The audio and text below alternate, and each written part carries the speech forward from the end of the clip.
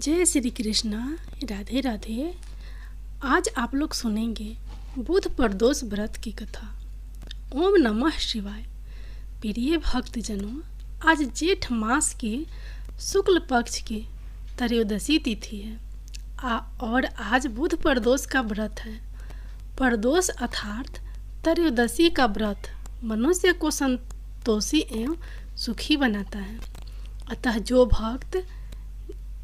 भक्त आज के दिन त्रयोदशी का व्रत करते हैं तथा कथा को सुनते हैं, उनके घर परिवार में सदा सुख शांति बनी रहती है। एक नगर में भगवान शिव का एक भव्य मंदिर था, जहां हर वर्ष दूर दूर से भक्तजन शिव जी के दर्शन के लिए आते थे। उस समय प्रदोष का व्रत था। दूर दूर से भक्तजन गंगा जल लेकर भगवान को जलाभिषेक करने आए हुए थे। मंदिर का परिसर भक्तों की भीड़ से भरा हुआ था। तभी अचानक आकाश में बिजलियां चमकी और सोने का एक थाल उतरा। उसी के साथ एक भविष्यवाणी भी हुई कि जो कोई भगवान शंकर का सच्चा भक्त और प्रेमी होगा, उसी को यह थाल मिलेगा। प्रिय भक्तों, मंदिर के परिसर में उपस्थित सभी लोगों ने यह भविष्यवाणी सुनी। धीरे धीरे सभी इकट्ठा हो गए। जो लोग मंदिर की व्यवस्था देख रहे थे, उन्हें तो पूरा विश्वास था कि यह थाल हमें ही मिलेगा। इसलिए वे सबसे आगे आकर खड़े हो गए। सबसे पहले एक पंडित जी आए और बोले, देखिए भाइयों, मैं प्रतिदिन महादेव जी का अभिषेक करता हूँ, इसलिए मैं ही नाथ का सबसे निकटवर्ती प्रेमी और भक्त हूँ, इसलिए थाल मुझे मिलना चाहिए। इतना कहकर पंडित जी ने थाल उठाया। जैसे ही पंडित जी ने थाल उठाया, थाल पीतल का हो गया। अब देखिए, यह देखकर पंडित जी बड़े ही लज्जित हुए। उन्होंने थाल यथा स्थान पर रखा और वहां से निकल गए। इसी प्रकार वहां उपस्थित सभी पंडितों ने खुद को आजमाया, लेकिन शायद उनमें से भी कोई भी सच्चा भक्त नहीं था। उन्हें भी थाल यथा स्थान पर रखकर चले जाना पड़ा। इसके बाद उस नगर के राजा का आगमन हुआ। राजा साहब आगे आए और बोले कि हे प्रजाजनों, मैंने महादेव के मंदिर में बड़ी भारी दान दक्षिणा की है, इसलिए यह थाल मुझे ही मिलना चाहिए। इतना कहकर राजा आगे बढ़े और थाल उठाया। जैसे ही राजा ने थाल उठाया, थाल तांबे का हो गया। यह देखकर महाराज भी बड़े लज्जित हुए और थाल को यथा स्थान पर रखकर एक तरफ खड़े हो गए। इसके बाद इसी तरह एक एक करके दानी महात्मा और भक्त पधारे और थाल को उठाया, लेकिन किसी के हाथ में कुछ और, किसी के हाथ में कुछ और हो गया, लेकिन सोने का नहीं रहा। तब लोगों को पता चला कि हम में से कोई भी महादेव का सच्चा भक्त नहीं है। उसी समय एक किसान का आगमन हुआ। वह बेचारा महीनों बाद आज प्रदोष व्रत के शुभ अवसर पर शिवजी के दर्शन करने आया था। गरीबी और गृहस्थी के बोझ तले दबा दिन रात खेतों में मेहनत मजदूरी करके अपना और अपने परिवार का गुजारा करता था। अभी रास्ते में आ ही रहा था कि कोई भिखारी मिल गया और कुछ खाने को मांगने लगा। इस किसान को दया आ गई। अपने खाने के लिए जो खाना लाया था, वह उसने उस भिखारी को दे दिया। थाल के बारे में इसने भी सुना था, लेकिन इसने उस और कोई ध्यान नहीं दिया। सीधा मंदिर में गया और महादेव का पूजन करके बाहर आ गया। परिक्रमा करके जाने को हुआ। तभी पीछे से एक व्यक्ति बोला, अरे ओ भाई, तुम भी यह थाल उठाकर देख लो। हो सकता है तुम ही वह सच्चे भक्त हो जिसके लिए यह थाल आया है। किसान को लगा कि वह व्यक्ति उसका मजाक बना रहा है, तो किसान ने हंसते हुए कहा, भाई, मैं तो कभी पूजा पाठ नहीं करता, महीने में 1-2 बार मंदिर आ जाता हूँ। मैं काहे का सच्चा भक्त? वह आदमी बोला, हम तो देख चुके हैं, हमारी भक्ति 2 कौड़ी की भी नहीं है। अब तुम ही अपना हाथ लगाकर देख लो, सोने का थाल मिले ना मिले, किंतु पता तो चल जाएगा कि तुम्हारी भक्ति में कितनी सच्चाई है। लोगों के बहुत ही आग्रह करने पर आखिर उस भोली भाली किसान ने जाकर थाल उठाया तो जैसे ही उसने थाल उठाया, लोगों के आश्चर्य का ठिकाना नहीं रहा। सोने का थाल रोशनी से चमकने लगा। यह देखकर सब लोगों में खुशियों की लहर दौड़ गई। सभी लोग उसके जयकारे लगाने लगे और पूछने लगे, भाई, तुम ही सच्चे भक्त हो, अब हमें भी बता दो, कैसी भक्ति करते हो जिससे महादेव तुमसे इतने प्रसन्न है। तो किसान बोला, भाई, मैं कोई भक्ति नहीं करता, मैं केवल दिन भर खेतों में काम करता हूँ और थोड़ा समय निकालकर ज़रूरतमंद लोगों की मदद करता हूँ। इसके अलावा भगवान भोलेनाथ का मन ही मन ध्यान कर लेता हूँ और कोई विशेष कार्य नहीं करता। लोग पूछने लगे, तुम लोगों की मदद क्यों करते हो? तो हंसते हुए किसान बोला, सुकून दूसरों के चेहरे पर मुस्कान देखकर मुझे जो आनंद और खुशी होती है, उसे मैं शब्दों में बयान नहीं कर सकता। शायद यही कारण है कि महादेव मुझसे खुश है। इसलिए हमेशा याद रखें, सत्य कर्म का आनंद भी आनंद से होता है और अंत भी आनंददायक होता है। दुष्कर्म का आरंभ भी दुख से होता है और अंत भी दुखदायक होता है। आप सैकड़ों मील की यात्रा करके भी दूसरे का दिल दुखाते हैं, तो आपकी वह तपस्या, साधना और महादेव का दर्शन धूल के बराबर है। तो एक बार प्रेम से बोलिए, भोलेनाथ, जैसे आपने उस किसान पर कृपा दृष्टि बरसाई, वैसे ही अपने सभी भक्तजनों का कल्याण करना, सबकी गरीबी दरिद्रता दूर करना, उन्हें मोक्ष देना। हर हर महादेव, जय भोलेनाथ। अब आप लोग सुनिए बुध प्रदोष व्रत की कथा। दूसरी कथा। पौराणिक कथा के अनुसार बहुत पुरानी बात है, एक पुरुष का नया नया विवाह हुआ था। वह गौने के बाद अपनी पत्नी को लेने अपने ससुराल पहुंचा और उसने सास से कहा कि वह बुधवार के दिन ही अपनी पत्नी को लेकर जाएगा।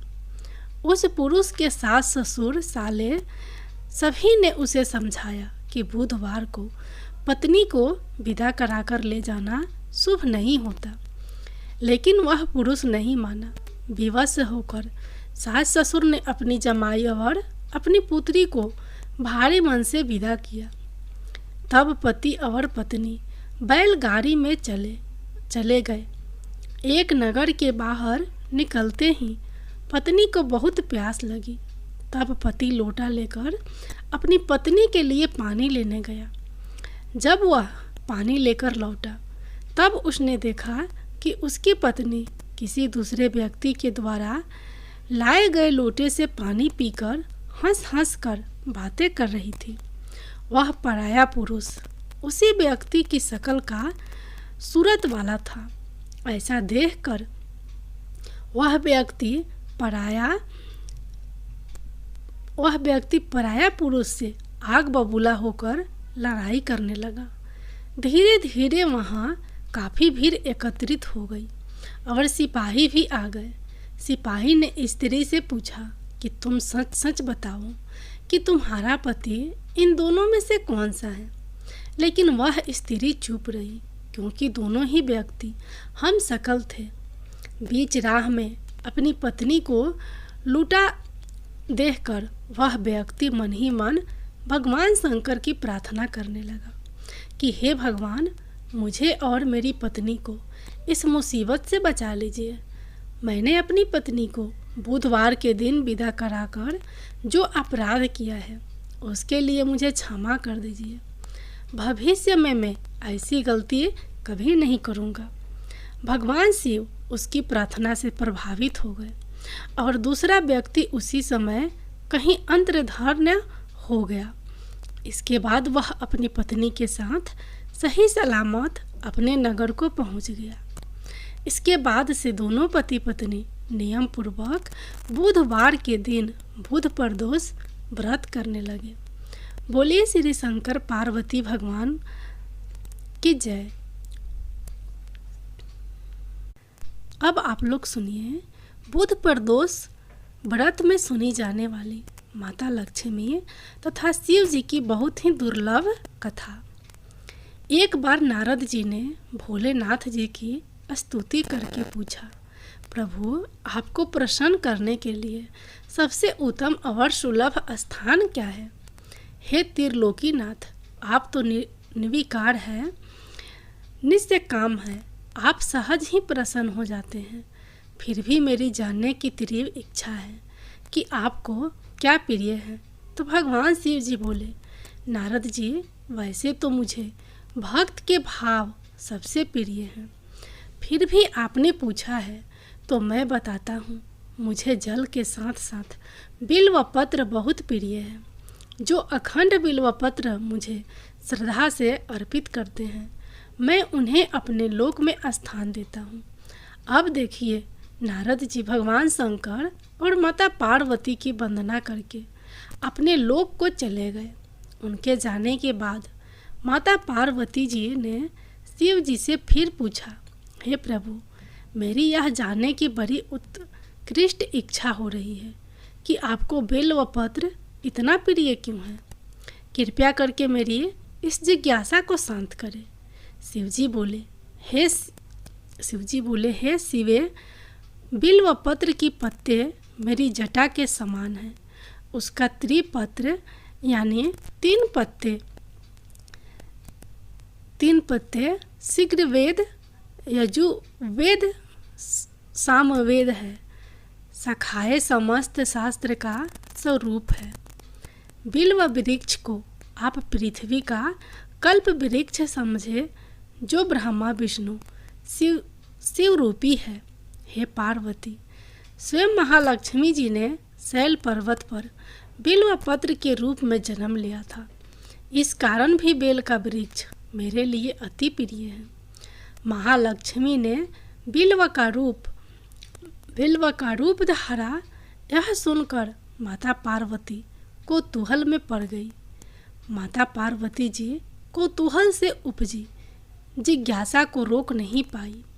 उन्होंने पूछा, देवी लक्ष्मी ने आखिर बिल्व वृक्ष का रूप क्यों लिया है? प्रभु, आप यह कथा विस्तार से कहिए। तब भोलेनाथ जी ने देवी पार्वती को कथा सुनानी आरंभ की। हे देवी, सतयुग में ज्योति रूप में मेरे अंश का रामेश्वर लिंग था। ब्रह्मा आदि देवों ने उसका विधिवत पूजन अर्चना किया था। इसका परिणाम यह हुआ कि मेरे अनुग्रह से वाणी देवी सबसे प्रिय हो गई। वह भगवान विष्णु को स्वतः प्रिय हो गई। मेरे प्रभाव से भगवान केशव के मन में बाग देवी के लिए जितनी प्रीति उपजी, वह स्वयं लक्ष्मी जी को न भाई। लक्ष्मी देवी का श्री हरि के प्रति मन में कुछ दुराव पैदा हो गया। वह चिंतित और रुष्ट होकर चुपचाप परम उत्तम श्री शैल पर्वत पर चली गई। वहाँ उन्होंने तप करने का निर्णय लिया और उत्तम स्थान का चयन करने लगी। देवी लक्ष्मी ने उत्तम स्थान निश्चित करके मेरे लिंग विग्रह की उग्र तपस्या आरंभ कर दी। उनकी तपस्या कठोरतम होती जा रही थी। हे परमेश्वरी, कुछ समय के बाद महालक्ष्मी जी ने मेरे लिंग विग्रह से थोड़ा ऊर्ध्व में एक वृक्ष का रूप धारण कर लिया। अपने पत्तों और पुष्पों द्वारा निरंतर मेरा पूजा करने लगी। इसी तरह महालक्ष्मी जी ने कोटि वर्ष अर्थात 1 करोड़ वर्ष का घोर आराधना की और अंत में उन्हें मेरा अनुग्रह प्राप्त हुआ। मैं वहाँ प्रकट हुआ और देवी से इस घोर तप की आकांक्षा पूछकर वरदान देने को तैयार हुआ। देवी लक्ष्मी ने मांगा कि श्री हरि के हृदय में मेरे प्रभाव से वांग देवी के लिए जो स्नेह उत्पन्न हुआ है वह समाप्त हो जाए। प्रिय भक्तजनों, अब शिव जी ने कहा कि हे पार्वती, मैंने महालक्ष्मी को बहुत समझाया कि श्री हरि के हृदय में आपके अतिरिक्त किसी और के लिए कोई प्रेम नहीं है। वांग देवी के प्रति उनका प्रेम नहीं अपितु श्रद्धा है। तो यह सुनकर श्री लक्ष्मी जी प्रसन्न हो गई और पुनः श्री हरि के हृदय में स्थित होकर निरंतर उनके साथ विहार करने लगी। हे पार्वती, महालक्ष्मी के हृदय का एक बड़ा विकार इस प्रकार दूर हुआ। इस कारण हरि प्रिया उसी वृक्षा रूपा में सर्वदा अतिशय भक्ति से भरपूर यत्न पूर्वक मेरी पूजा करने लगी। हे पार्वती, इसी कारण बिल्व का वृक्ष, उनके पत्ते, फल फूल आदि मुझे बहुत अधिक प्रिय है। हे देवी, मैं निर्जन स्थान में बिल्व वृक्ष का आश्चर्य लेकर रहता हूँ। बिल्व वृक्ष को सदा सर्व तीर्थम एवं सर्वदेवम मानना चाहिए। इसमें तनिक भी संदेह नहीं है कि बिल्व पत्र, बिल्व फूल, बिल्व वृक्ष अथवा बिल्व काष्ठ के चंदन से जो मेरी पूजा करता है वह भक्त मेरा अति प्रिय है। बिल्व वृक्ष को शिव के समान ही समझो। वह मेरा शरीर है जो बिल्व पर चंदन से मेरा नाम अंकित करके मुझे अर्पण करता है। मैं उसे सभी पापों से मुक्त करके अपने लोक में स्थान देता हूँ।